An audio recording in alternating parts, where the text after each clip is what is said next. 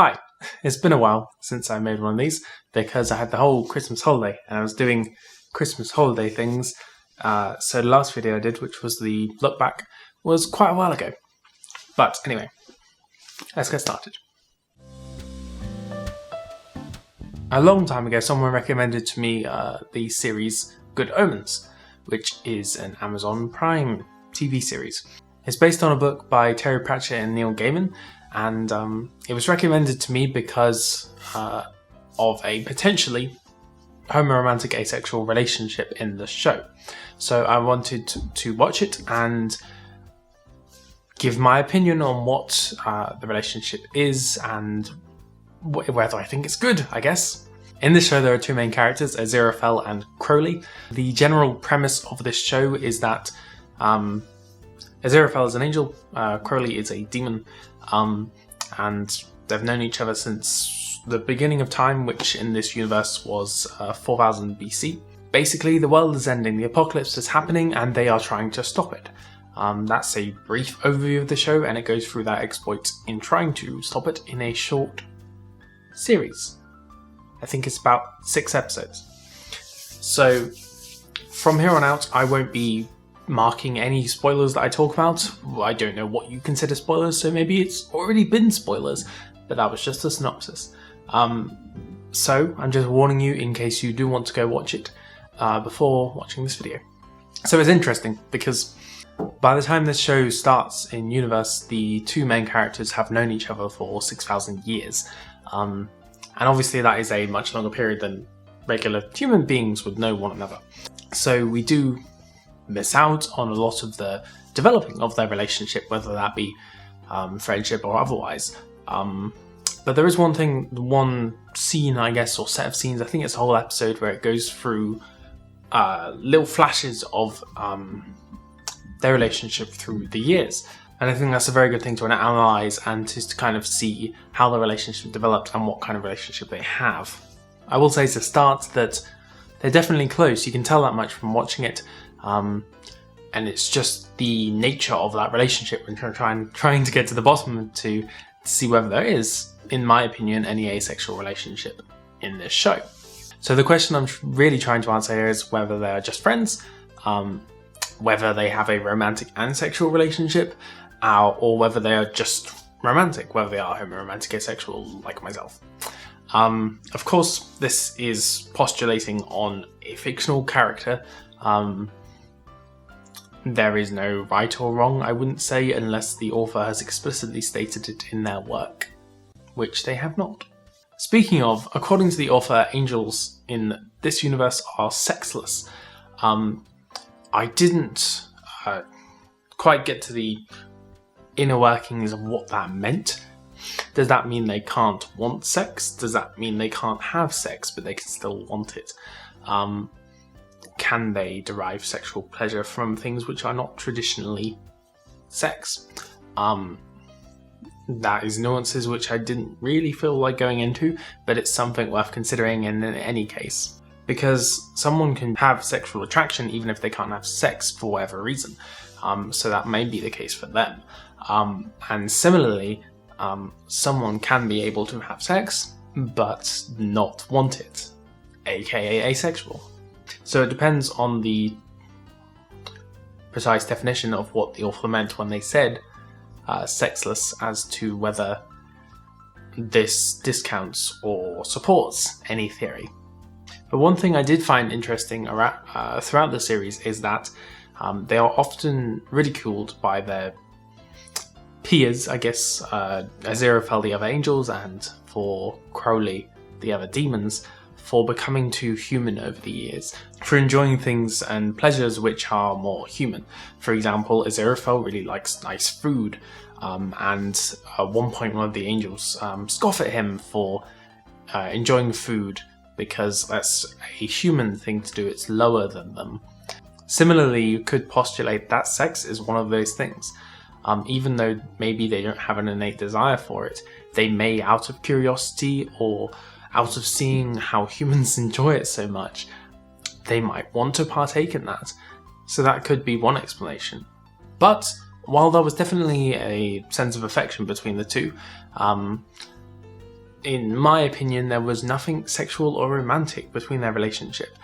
Of course, for the sexual component, I could just be missing it, because since I am ace, it is difficult for me to discern like sexual things from non-sexual acts, like flirting with someone and implying you want to have sex or something. I don't know. It's something that I don't naturally pick up on, even when I am paying attention.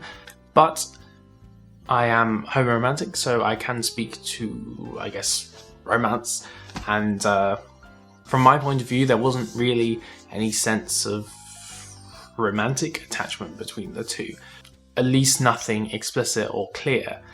If I was looking for a gay relationship in a show, I wouldn't look to this one, because there was very little in terms of that romantic affection.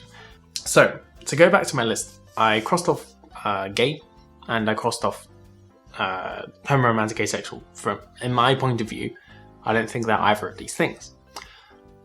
But, does that mean they're just friends? In my opinion, no. At least not a typical definition of what friendship is. So some examples from the show I can give are Crowley wanting to run away with Aziraphale. Basically run away from literally the world and go live with him on a different planet. Also, they spend a lot of time together over the thousands of years that they've been alive. Doing things like sharing meals together and going to nice places and just talking, spending time together. And another really strong connection that they have is that they do nice things for each other without any benefit to themselves. One example was that Aziraphale had got his coat dirty, and he was quite sad that, because it's his white coat and he's had it for, I don't know, hundreds of years, and he was quite sad that he got it messed up. And Crowley used a miracle, which is essentially magic, I suppose, to clean and fix his jacket. It's just those little nice things that you would do for someone you care deeply about. Similarly, Crowley went out of his way to save Aziraphale several times during the flashback sequences. He saved him from being executed, and he saved him from being captured by Nazis. Notably, in that second example, as he not only saved Aziraphale, but he also saved some of his books. And Aziraphale, as a character, he really likes and appreciates books. He owns a bookshop. That's one of these human things that he's grown attached to. So it's very telling that not only did Crowley save Aziraphale's life, but he saved something that was important to him personally. And I think throughout it, there is this level of affection which is maybe deeper than a typical friendship, but it's not something I would classify as romantic. So, going back to my list of things, it's not any of these, but I do think it is something else. I think that Crowley and Aziraphale's relationship in Good Omens is a good example of what a queer platonic relationship would be.